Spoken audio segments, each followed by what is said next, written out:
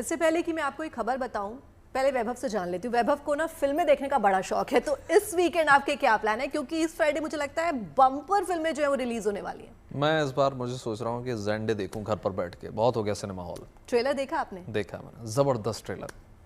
तो चलिए अब बात कर लेते हैं खबर की। Manoj Vajpayee starrer film inspector Zende 5 सितंबर को नेटफ्लिक्स पर रिलीज होने जा रही है। ये कॉमेडी थ्रिलर मूवी है। हमारी सहयोगी शगुफ्ता ने मनोज वाजपेयी का इंटरव्यू लिया है, जरा आप भी देखिए।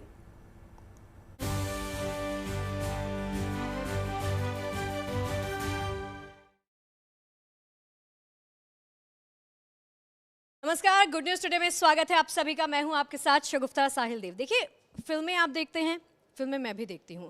बहुत सारी फिल्में बॉलीवुड में ऐसी बनती हैं जिनसे हम रिलेट कर पाते हैं, जिसमें कई किरदार ऐसे होते हैं जिनको देखकर ऐसे लगता है कि हाँ भाई, ये तो मेरे जैसा है, इनके साथ मैं रिलेट कर पा रही हूँ। कल रात को बैठ के ना दरअसल एक फ़िल्म देखी है। फिल्म का नाम है इंस्पेक्टर ज़ेंडे, जो बहुत जल्द रिलीज़ होने वाली है। कहानी क्या है, किरदार क्या है, सब कुछ बताएंगे, सबके बारे में, पटकथा के बारे में आपको बताएंगे। लेकिन इस फिल्म को देखकर ये लगा कि ये इंसान जो इस मूवी में एज प्रोटैगनिस्ट आप सबको दिखाई देगा ना, ऐसे लगता है कि ये दूध लेने जा रहा है और ये मेरे पड़ोस में रहता है। नाम है इनका Manoj Vajpayee. He needs absolutely no introduction. One of the finest actors of Hindi film industry is sitting next to me. बहुत बहुत स्वागत है मनोज आपका। और मैं दिल से बोल रही हूँ, मैं बहुत बड़ी फ़ैन हूँ और मैंने थोड़े दिन पहले गैंग्स ऑफ वसेपुर ख़त्म की है। संडे को इनफैक्ट दोबारा से तीसरी बार मैंने ख़त्म की है, मेरे को इतना पसंद है वो। और फिल्म के डायरेक्टर भी मेरे साथ हैं, डायरेक्टर चिन्मय मांडलेकर। बहुत बहुत स्वागत है चिन्मय आपका।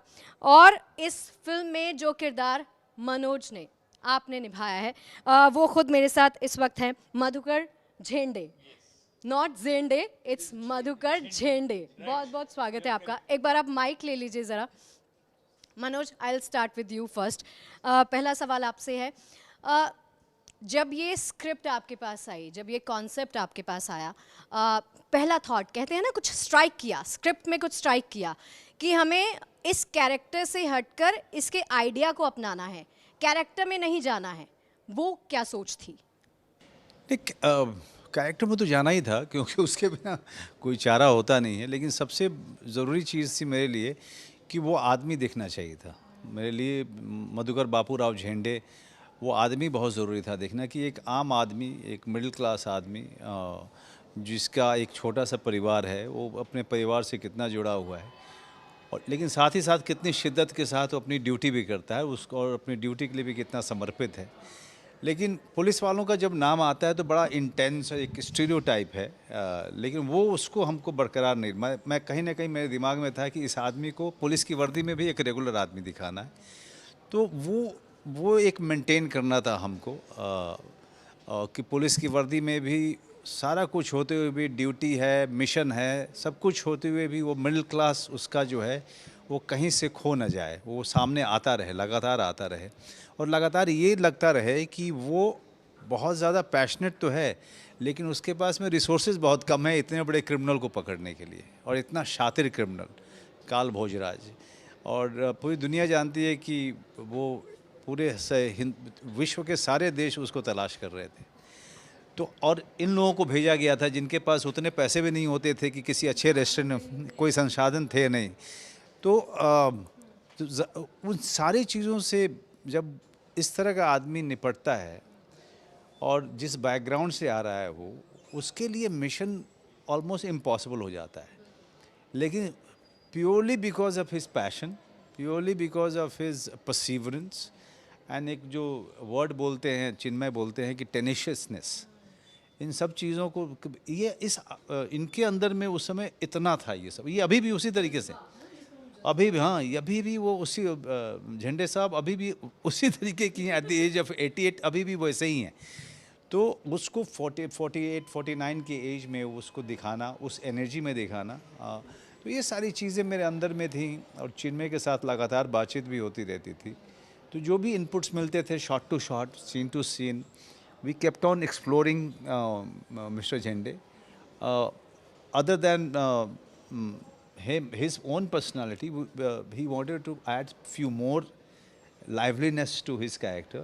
इवन दैट हमने कोशिश किया कि उसको लेके आए पर्दे पे। साइड जो हमने देखी, वो कॉमिक साइड इन सेंस कि वो उसी तरह से बात करते हैं, वो जो आपस में जो लोग आपस में कन्वर्सेशन होती है, हम दूर से अगर उस कन्वर्सेशन को देखेंगे तो हमको हंसी आएगी, लेकिन वो बहुत शिद्दत से बात कर रहे हैं। तो इसको हमको अकम्प्लिश करना था इस चीज़ को, नहीं तो ज़्यादातर जो है कॉमेडी मुंह बनाना, बॉडी टेढ़ा करने पे सीमित होकर रह जाती है। इजी होता है कॉमेडी करना या मुश्किल होता है मनोज? देखिए एक्टिंग करना बड़ा मुश्किल काम है, एक्टिंग ही मुश्किल काम है। जो ये लोग कहते हैं ना कि कॉमेडी सबसे डिफ़िकल्ट है, सीरियस रोल जो है, ड्रामा रोल जो है आसान है, या ड्रामा रोल डिफ़िकल्ट है, कॉमेडी ईजी है, इस सब में मैं यकीन ही नहीं करता। एक्टर जो है उसके लिए कोई भी रोल, एक्टिंग अपने आप में बहुत डिफ़िकल्ट चीज़ है, लेकिन हमारे देश में जो है हर दूसरा आदमी जो मिलता है कहता है मनोज जी मुझे भी काम दे दीजिए ना। तो फिर आपका रिप्लाई क्या होता है मनोज सर? अब मेरा रिप्लाई क्या होगा? नहीं, अगर कोई आपको कहे कि हाँ मुझे एक्टिंग सिखा दो, आई वॉन्ट टू लर्न। कोई सीखना नहीं चाहता है। देखिए दिक्कत शगुफ्ता ये है कि कोई सीखना नहीं चाहता है। सबको लगता है कि शायद एक टैबलेट है मनोज वाजपेयी लेके घूम रहा है या चिन्मय के पास में वह लिखा। मुझे पता है आपको ऑडिशंस मैं भी काफ़ी दे चुकी हूँ। अच्छा मैं भी कुछ कहूँगी नहीं उसके आगे। अच्छा नहीं कहूँगी, वही कि इट्स अ लर्निंग प्रोसेस। जैसे एंकरिंग हम करते हैं तो एक्टिंग आपको सीखने से नहीं आएगी, अंदर से अगर आपके अंदर वो कीड़ा होगा तो मुझे लगता है आप कर पाएंगे, आप जस्टिस कर पाएंगे उस किरदार के साथ। इस किरदार में ढलने में मनोज कितना वक्त लगा? आप देखिए टाइम तो सर आपके साथ ही बैठे हैं। नहीं, लेकिन इनके साथ में हमारी वाकफियत नहीं थी, क्योंकि चिन्मय चाहते नहीं थे कि मैं मिलूं इनसे। हाँ, क्योंकि चिन्मय, हाँ नहीं, चिन्मय चाहते थे कि 48-49 को आप कैसे इमेजिन कर पाओगे इनसे मिल के आप।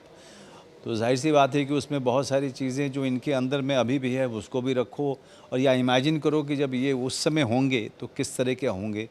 तो ये सारे चिन्मय का ये इंस्ट्रक्शन था कि बिना मिले हुए हमको ये अचीव करना है।